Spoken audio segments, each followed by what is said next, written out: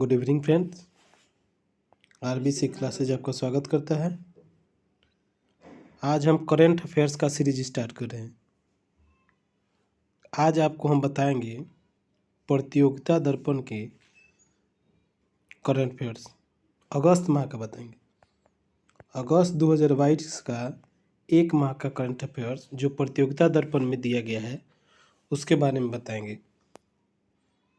चलिए बताते हैं। इसी तरह अगस्त के बाद आपको बताएंगे सितंबर 2022 का, फिर अक्टूबर 2022 का, दिसंबर 2022 का और जनवरी 2022 का। उसके बाद लगातार अपडेटेड रहेंगे हम लोग। 6 महीना का आप लगभग 5 महीने से पहले से स्टार्ट कर रहे हैं। चलिए देखते हैं।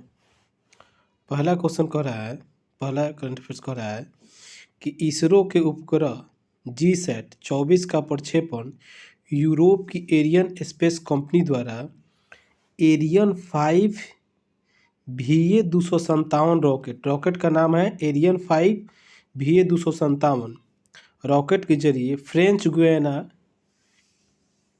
गुयाना के कैरू द्वीप स्थित प्रक्षेपण केंद्र से भेजा गया है। इसरो का एक उपग्रह है जो जीसैट उपग्रह जिसका नाम जीसैट 24 है। यूरोप की एक कंपनी है एरियन स्पेस कंपनी, जिसका रॉकेट है एरियन 5 VA-257। इसी के जरिए भेजा गया है। जो कहाँ से भेजा गया है? गुयाना के कैरू द्वीप से, फ्रेंच गुयाना के। दूसरा करा है क्यूएस रैंकिंग 2023। क्यूएस रैंकिंग जारी किया गया है जिसमें 1500 संस्थानों को दिखाया गया है, लिस्टेड किया गया है लगभग 1500 इंस्टीट्यूट को, जिसमें 41 इंस्टीट्यूट भारत का आया है। और भारत में प्रथम स्थान लाया है IISc Indian institute of science. IISc all India मतलब 1500 की लिस्ट में इसका 155वां स्थान है। लेकिन भारत में अगर कहा जाएगा तो भारत में सबसे ऊपर ही है। भारत के 41 संस्थान क्यूएस रैंकिंग में आए हुए हैं। अगर क्यूएस रैंकिंग में पूरा कहा जाएगा कि किसका प्रथम स्थान आया है तो यूएस की संस्था है जिसका नाम है मैसाचुसेट्स इंस्टीट्यूट ऑफ टेक्नोलॉजी, जो कैम्ब्रिज में है। यूएस के सबसे ज़्यादा संस्थान 1500 में सबसे ज़्यादा संस्थान यूएस के शामिल किए गए हैं। यूएस के संस्थान 45 शामिल किए गए हैं। चलिए आगे बताते हैं। कह रहा है कि अगले 5 वर्ष के लिए आईपीएल की मीडिया अधिकारों की नीलामी की गई, जिसे वायकॉम 18 मीडिया प्राइवेट लिमिटेड की सर्वोच्च बोली लगाकर प्राप्त किया। मतलब आईपीएल जो है 5 साल तक मीडिया अधिकारों की नीलामी की गई है। जो किस कंपनी ने खरीदा है? वायकॉम ने। वायकॉम 18 मीडिया प्राइवेट लिमिटेड, इसने 5 साल के लिए आईपीएल की मीडिया अधिकारों को खरीद लिया है। राज्य विश्वविद्यालय के मामलों में राज्यपाल की शक्तियां मुख्यमंत्री को हस्तांतरित करने का विधेयक पश्चिम बंगाल विधानसभा में पारित किया गया। आप जानते होंगे कि जितने भी विश्वविद्यालय के होते हैं उसके कुलपति सभी के राज्यपाल होते हैं। लेकिन यहाँ क्या गया और उसका सारा अधिकार राज्यपाल को दिया जाता है। लेकिन पश्चिम बंगाल विधानसभा में क्या कर लिया गया है? पश्चिम बंगाल के विधानसभा में इसके राज्यपाल के अधिकार को मुख्यमंत्री के पास हस्तांतरित कर दिया गया है। चलिए आगे देखिए। कह रहा है कि डीआरडीओ ने अग्नि 4 जिसकी रेंज क्षमता है 4000 किलोमीटर का परीक्षण किया है। कहाँ से किया है? तो उड़ीसा के एपीजे अब्दुल कलाम द्वीप से, जो 6 जून 2022 को किया गया है। उसके बाद डीआरडीओ पृथ्वी 2 मिसाइल का रात्रिकालीन परीक्षण किया है जिसका रेंज 350 किलोमीटर है। ये रात्रिकालीन पहला परीक्षण है पृथ्वी 2 मिसाइल का। पहले जितना भी मिसाइल का परीक्षण किया गया है सुबह में और शाम में किया गया है। ये पृथ्वी 2 जो मिसाइल रात्रिकालीन किया गया है, मतलब रात में परीक्षण किया गया है, ये रात में भी अब टारगेट को दाग सकता है। चलिए अगला देखिए। आप जानते होंगे अग्निपथ योजना के बारे में। अग्निपथ योजना की घोषणा की गई जिसमें आर्मी, एयरफोर्स, नेवी के द्वारा वही रोजगार दिया जाएगा, अग्निवीर जिसे कहा जाएगा। अगला देखिए, सिंगल यूज प्लास्टिक पर प्रतिबंध लगा दिया गया है। 1 जुलाई 2022 से पूर्णतः प्रतिबंध लग गया है। 16वें राष्ट्रपति का चुनाव होगा। क्रम 16वां होगा, लेकिन व्यक्ति 15वां होगा। याद रखिएगा, ये पूछ सकता है। कल 16वें राष्ट्रपति का चुनाव 16वां है, लेकिन जो व्यक्ति चुने जाएंगे वो 15वें चुने जाएंगे।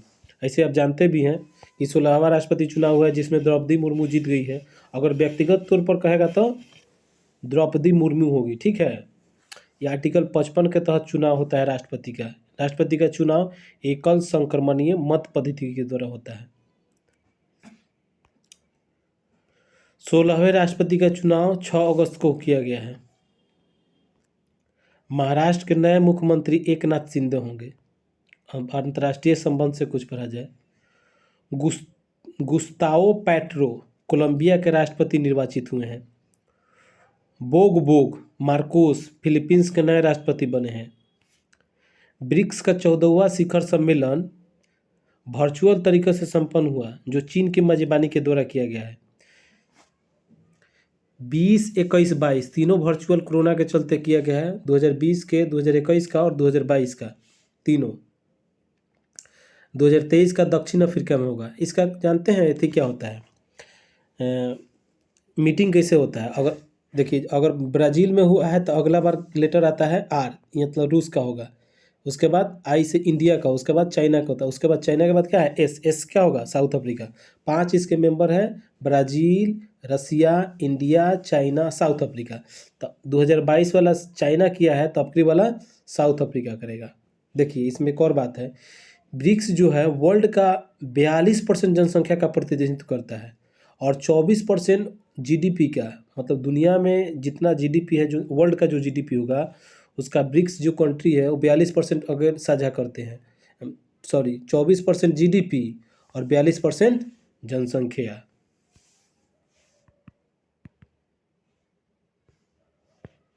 आगे देखिए,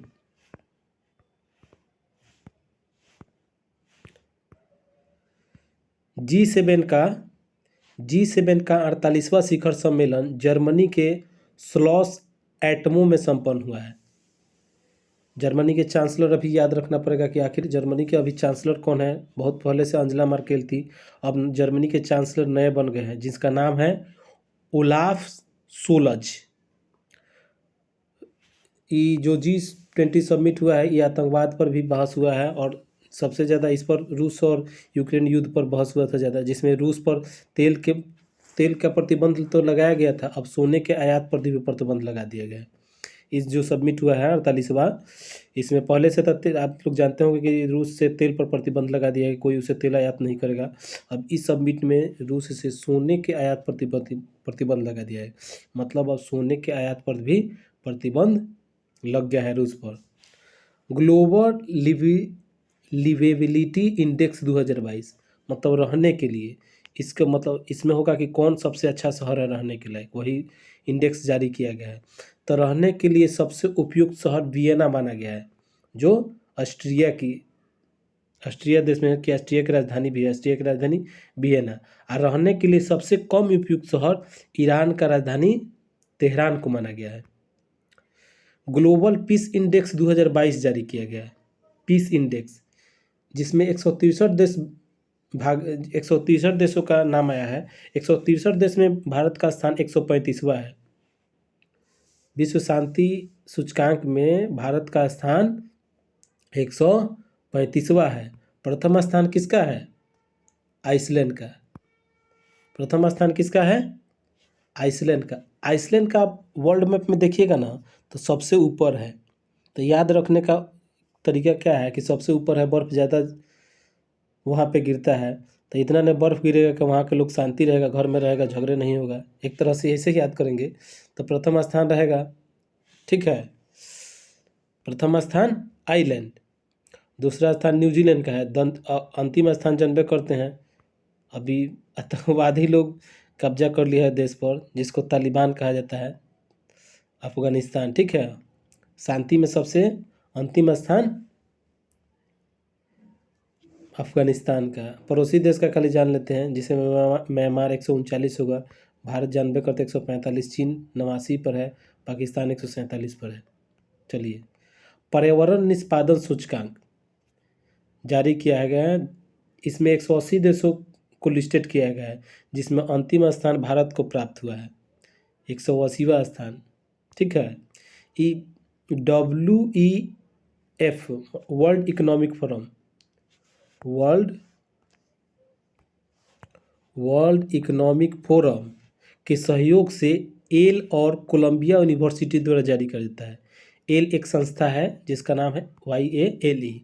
WEF के सहयोग से एल और कोलंबिया यूनिवर्सिटी क्या करता है, जारी करता है पर्यावरण निष्पादन सूचकांक, जिसमें 180वां स्थान अंतिम पावदान पर कौन है, भारत है, और प्रथम स्थान पर डेनमार्क है।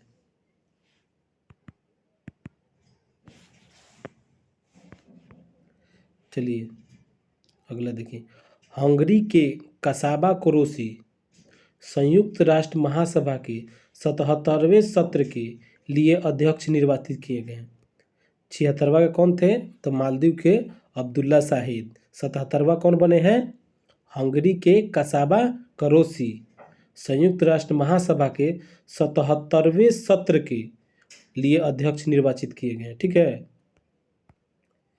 जापान, इक्वेडोर, माल्टा, मोजाम्बिक व स्विट्जरलैंड 1 जनवरी 2023 से संयुक्त राष्ट्र सुरक्षा परिषद के नए अस्थायी अध्यक्ष सदस्य होंगे। ठीक है। कौन कौन, जापान, इक्वेडोर, माल्टा, मोजाम्बिक, स्विट्जरलैंड। जानबे करते हैं कि संयुक्त राष्ट्र की सुरक्षा परिषद में 5 अस्थायी और 10 अस्थायी, कुल 15 सदस्य होते हैं। भारत 8 बार अस्थायी सदस्य रह चुका है। अंतिम बार जानबे करते हैं दिसंबर 2022 तक रहा है। अस्थायी अध्यक्ष जानबे करते हैं US है, चाइना है, रसिया है, फ्रांस है, ये सब लिख भी दिए हैं। कह रहा है कि इजराइल में सत्तारूढ़ गठबंधन टूटने के पश्चात संसद भंग हो गया। नए चुनाव तक एयर लापिद अंतिम पीएम होंगे। जब तक चुनाव नहीं होता है, एयर लापिद इनका नाम है, एयर लापिद, वही पीएम बने रहेंगे।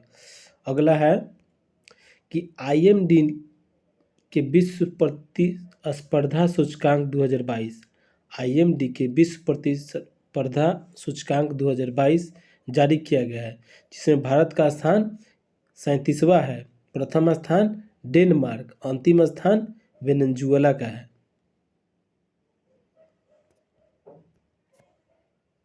चलिए अगला देखते हैं।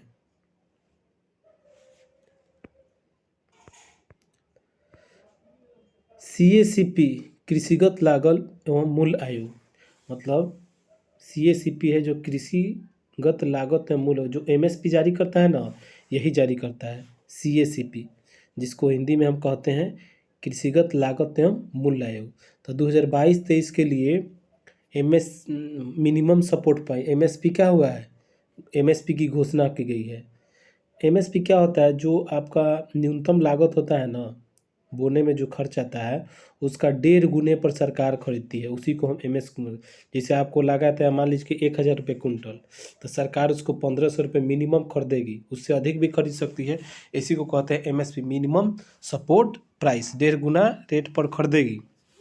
अब देख लीजिए 2022-23 में MSP क्या, कौन फसल के लिए मुख्य फसल बताए थे हैं, क्या जारी किए गए। धान जो 21-22 में 1940 रुपये था, अब 2040 रुपये, 100 रुपये बढ़ गया है क्विंटल पर, 2040 रुपये प्रति क्विंटल खरीदेगी। अरहर जो 6300 रुपये प्रति क्विंटल था, वो 6600 रुपये प्रति क्विंटल बढ़ाकर कर दिया गया है। बाजरा जो 2250 था, उसको 2350 कर दिया गया है। चलिए, WTO का 12वां मंत्री स्तरीय सम्मेलन जनेवा में संपन्न हुआ है। इसमें भारत का नेतृत्व पीयूष गोयल ने किया है। ठीक है। प्रथम सम्मेलन 1996 में सिंगापुर में हुआ था। आप जानते हैं WTO की स्थापना 95 में, ठीक है। इसका प्रथम सम्मेलन सिंगापुर 1996 में। परमेश्वरन अय्यर नीति आयोग के नए CEO बने हैं। नीति आयोग के नए CEO कौन बने हैं, परमेश्वरन अय्यर, पुराने क्या हैं? अमिताभ कांत। अमिताभ कांत को अभी G20 का शेरपा बना दिया गया है। G20 का शेरपा, शेरपा मतलब जो प्रचार उचार मतलब मुख्य रूप से होते हैं। तपन कुमार डेका आईबी के प्रमुख बनाए गए हैं। तपन कुमार डेका इंटेलिजेंस ब्यूरो के। रुचिका कंबोज यूएन में भारत की अस्थायी प्रतिनिधित्व चुनी गई है। यूएन में भारत का अस्थायी प्रतिनिधित्व रुचिका कंबोज। अब चलते हैं हम आईफा अवार्ड में, जो फिल्म में होता है। तो 22वां वार्षिक पुरस्कार दिया गया आईफा अवार्ड का। सर्वश्रेष्ठ अभिनेता विक्की कौशल, कौन फिल्म के लिए? सरदार उधम सिंह के लिए। सर्वश्रेष्ठ अभिनेत्री कृति सेनन, कौन से फिल्म? मिमी के लिए। चलिए आगे देखते हैं। हो गया, मुख था वही। चलिए इसमें दिखाते हैं। रिम्पैक 2022 विश्व के सबसे बड़े बहुपक्षीय नौसैनिक अभ्यास ये हुआ है, जिसमें भारत भी इस वर्ष शामिल हुआ है। ठीक है, रिम्पैक जो विश्व के सबसे बड़े नौसैनिक अभ्यास है, अमेरिका नौसेना के नेतृत्व में ये होता है, जिसमें 26 देशों का द्विवार्षिक अभ्यास होता है हर 2 साल पर। ये आखिरी बार कहाँ हुआ है अभ्यास? तो अमेरिका का जो हवाई द्वीप है, हवाई द्वीप के पर्ल हार्बर का आप नाम सुने होंगे। जब वर्ल्ड हिस्ट्री पढ़ेंगे आप, तो जापान जो अमेरिका पर हमला किया था वो पर्ल हार्बर पर किया था, इसीलिए वो पर्ल हार्बर फेमस है, हवाई द्वीप पर है।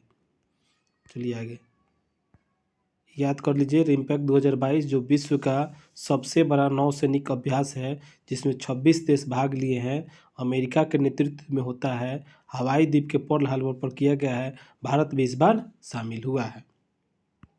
महाराष्ट्र के औरंगाबाद का नाम बदलकर संभाजी नगर कर दिया गया है। ये जब उद्धव ठाकरे थे ना, उसी समय हुआ है, जब सरकार चेंज मतलब मुख्यमंत्री चेंज नहीं हुए थे। एक और 2 नाम चेंज हुआ है। औरंगाबाद का नाम बदलकर संभाजी नगर और उस्मानाबाद का नाम बदलकर धाराशिव रख दिया गया है। चलिए इंडोनेशिया ओपन 2022, ये इंडोनेशिया ओपन बैडमिंटन से होता है। ठीक है, इंडोनेशिया ओपन 2022 संपन्न हुआ है, जिसमें पुरुष एकल का विक्टर एक्सेलसन जीते हैं। पुरुष एकल में विक्टर एक्सेलसन और महिला एकल में ताई तुजुइंग। ठीक है, निशानेबाजी के पैरा शूटिंग कप 2022 में 2 स्वर्ण पदक जीतने वाली पहली महिला बन गई है अवनी लेखरा। 2 स्वर्ण पदक निशानेबाजी में पैरा शूटिंग में। देखिए पैराशूटिंग कप 2022 में 2 स्वर्ण पदक, इससे पहली महिला बन भी गई है। पूछेगा कि पैराशूटिंग कप 2022 में 2 स्वर्ण पदक किसने जीता है? तो अवनी लेखरा ने। इन्होंने पैरा ओलंपिक में भी पदक जीता था, 2 पदक जीता था, उसमें भी एक गोल्ड जीता था और एक कांस्य जीता था। याद रखिएगा अपना। इन स्पेस का मुख्यालय के उद्घाटन किया गया है प्रधानमंत्री मोदी द्वारा, माननीय मोदी जी द्वारा। और जो इसका मुख्यालय कहाँ है? भोपाल में है। भोपाल अहमदाबाद में है। इन स्पेस एक एजेंसी है जिसका मुख्यालय का उद्घाटन किया गया है माननीय मोदी जी द्वारा, जो कहाँ है? भोपाल में। भोपाल कहाँ है? अहमदाबाद में। स्वदेश निर्मित कोविड-19 की पहली वैक्सीन जनवरी को लिए जारी की गई। जो कौन कंपनी बनाई है? स्वदेश निर्मित है, जिसका नाम क्या है? एनोकोवैक्स। जानवरों के लिए जो कोविड-19 वैक्सीन बना है उसका नाम है एनोकोवैक्स। कोवैक्स जानबे करते हैं और उसका नाम एन हो गया, तो एनिमल वाला एनोकोवैक्स। अब देखिए क्रिकेटर है मिताली राज, जो वो थी कप्तान भी रह चुकी है क्रिकेट टीम की। सभी जितने भी अंतर्राष्ट्रीय स्तर पर क्रिकेट खेले जाते हैं उन सभी पर्वों से संन्यास ले ली गई है। चलिए 2-4 और है। DGCI ने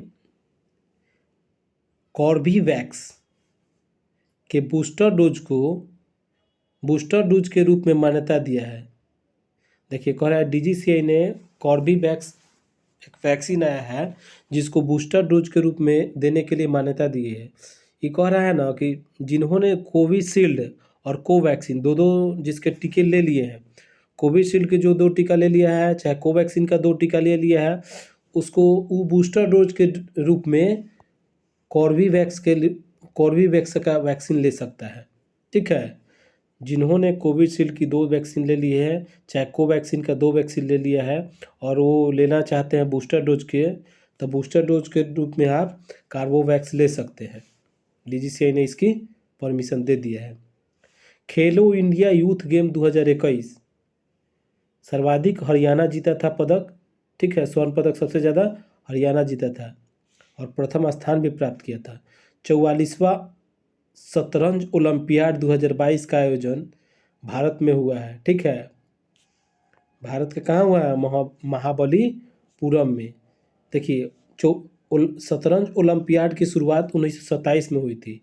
यह पहली ये जो अब की बार 44वां हुआ है, ये भारत में पहली बार हुआ है। इसके पहले भारत में कभी भी शतरंज का ओलंपियाड नहीं हुआ था। भारत गौरव योजना के तहत पहली प्राइवेट ट्रेन 14 जून 2022 को चलाई गई है, जो कहाँ से कहाँ तक चलाई गई है? कोयम्बटूर से साईनगर तक, साईनगर शिरडी। ठीक है, भारत गौरव योजना जिसका नाम है भारत गौरव योजना। फ्रेंच ओपन देख लीजिए, फ्रेंच ओपन किसने जीता है? 2022 का फ्रेंच ओपन पुरुष एकल में राफेल नडाल ने जीता है और महिला एकल में ईगा स्विटेक। पूछेगा फ्रेंच ओपन 2022 में पुरुष एकल का खिताब किसने जीता है? राफेल नडाल ने। महिला एकल का खिताब किसने जीता है? ईसा स्विटेक ने। 22वां राष्ट्रमंडल खेल 2022 कहाँ हुआ? इंग्लैंड के बर्मिंघम में। ठीक है, धन्यवाद।